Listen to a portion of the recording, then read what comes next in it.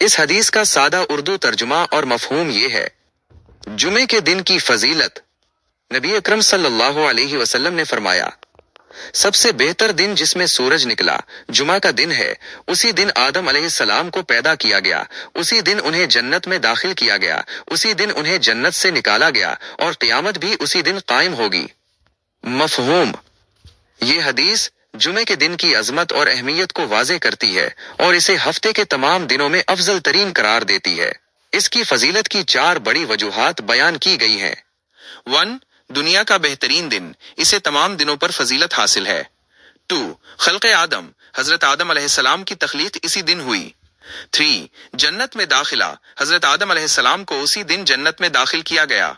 4. خروج از جنت، حضرت آدم علیہ السلام کا جنت سے زمین پر آنا بھی اسی دن ہوا۔ یہ اس بات کی طرف اشارہ ہے کہ زمین پر انسانی زندگی کا آغاز بھی اسی دن ہوا۔ 5. قیامت کا وقوع، انتہائی اہم اور آخری واقعہ، یعنی قیامت کا قائم ہونا بھی جمعے کے دن ہی ہوگا۔